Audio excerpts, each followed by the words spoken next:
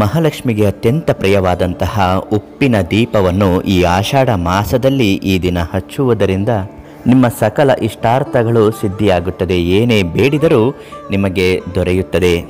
ಉಪ್ಪಿನ ದೀಪವನ್ನು ಯಾವ ಒಂದು ನಿಯಮವನ್ನು ಮಾಡಿ ನೀವು ಹಚ್ಚಬೇಕು ಅಂತ ಇವತ್ತು ನಾವು ನಿಮಗೆ ತಿಳಿಸ್ಕೊಡ್ತೀವಿ.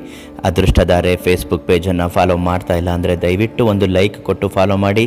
ನಿಮ್ಮ ಜೀವನದ ಯಾವುದೇ ಒಂದು ಸಮಸ್ಯೆಗಳ ಶಾಶ್ವತವಾದ ಪರಿಹಾರಕ್ಕಾಗಿ ಗುರುಗಳು ದೈವಜ್ಞರು ಆದಂತಹ ಪಂಡಿತ್ ಕಾಳಿಂಗರಾವ್ ಇವರಿಗೆ ಒಂದು ಫೋನ್ ಮಾಡಿ ಸಂಪರ್ಕಿಸಿ ಪ್ರತಿಯೊಂದು ಸಮಸ್ಯೆಗೂ ಪರಿಹಾರವನ್ನು ನೀಡುತ್ತಾರೆ.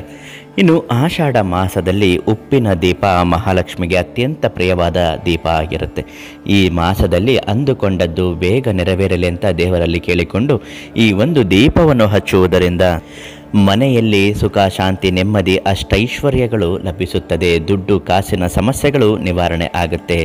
ಆ ದೀಪವನ್ನು ಹಚ್ಚಬೇಕಾದ್ರೆ ಏನು ಮಾಡಬೇಕು? ಮಣ್ಣಿನ 2 ದೊಡ್ಡ ಹಣತೆಗಳನ್ನು ತೆಗೆದುಕೊಳ್ಳಬೇಕು. ಮಣ್ಣಿನ 2 ದೀಪಗಳನ್ನು ತೆಗೆದುಕೊಂಡು ಬಂದು ಅದಕ್ಕೆ ನೀವು ಅರಿಶಿಣದಿಂದ ಲೇಪನ ಮಾಡಬೇಕು. ಹೇಗೆ ಮಾಡಬೇಕು? ಒಂದು ಸ್ವಲ್ಪ ಅರಿಶಿಣಕ್ಕೆ ನೀರನ್ನು ಹಾಕಿ ದೀಪಕ್ಕೆ ಸಂಪೂರ್ಣವಾಗಿ ಹಚ್ಚಬೇಕು. ಅದಾದ ಬಳಿಕ ಒಂದು ಸ್ವಲ್ಪ ಕುಂಕುಮವನ್ನು ದೀಪದ ಸುತ್ತ ಹಚ್ಚಬೇಕು. ದೀಪಕ್ಕೆ ಒಂದು ಮುಷ್ಟಿ ಕಲ್ಲುಪ್ಪನ್ನು ಹಾಕಬೇಕು. ಓಂ ಮಹಾಲಕ್ಷ್ಮೈ ದೈವೈ ನಮಃ ಅಂತ ಭಕ್ತಿಯಿಂದ ಸಂಕಲ್ಪ ಮಾಡಿಕೊಂಡು ಒಂದು ಮುಷ್ಟಿ ಕಲ್ಲುಪ್ಪನ್ನು ಬಲಗೈಯಲ್ಲಿಡಿದು ಅದನ್ನು ಎದೆಯ ಮೇಲೆ ಹೊತ್ತುಕೊಂಡು ನೀವು ಇದನ್ನು ಹೇಳಿ ಆ ದೀಪಕ್ಕೆ ಹಾಕಬೇಕು. 2 ದೀಪಕ್ಕೂ ನೀವು ಇದೇ ರೀತಿ ಮಾಡಬೇಕು. ಒಂದು ದೊಡ್ಡದಾದ ದೀಪ, ಇನ್ನೊಂದು ಚಿಕ್ಕದಾದ ದೀಪ.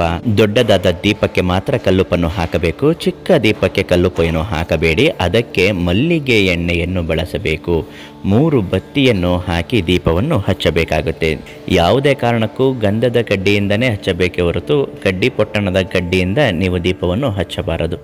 ಸರ್ವತೋಮುಖ ಬೆಳವಣಿಗೆಗಳು ಆಗಲಿ ಅಂತ ಭಕ್ತಿ ಸಂಕಲ್ಪವನ್ನು ಮಾಡಿಕೊಂಡು ದುಡ್ಡು ಕಾಸಿನ ಸಮಸ್ಯೆಗಳು ನಿವಾರಣೆ ಆಗಲಿ, ಬರಬೇಕಿದ್ದ ದುಡ್ಡು ಬಂದು ನಮ್ಮ ಕೈ ಸೇರುವಂತೆ ಆಗಲಿ ಅಂತ ಭಕ್ತಿಯಿಂದ ದೇವರನ್ನು ಪ್ರಾರ್ಥನೆ ಮಾಡುತ್ತಾ ಸಂಕಲ್ಪ ಮಾಡಿ ಮನೆ ದೇವರನ್ನು ನೆನೆಸ್ಕೊಳ್ತಾ ದೀಪವನ್ನು ಹಚ್ಚಿ 3 ವಾರ ನೀವು ಇದನ್ನು ಮಾಡಬೇಕು. ಆಷಾಢ ಮಾಸ ಇದೊಂದು ಶುಕ್ರವಾರ ಆದಮೇಲೆ ಮುಗಿಬೋದು. ಆದರೆ 3 ವಾರ ನೀವು ಇದನ್ನು ಮಾಡಿದ್ರೆ ತುಂಬ ಒಳ್ಳೆಯದಾಗುತ್ತೆ. ಆಷಾಢ ಮಾಸದಲ್ಲೇ ಮುಗಿಯೋದ್ರೊಳಗಾಗಿ ನೀವು ಇದನ್ನು ಮಾಡಬೇಕು.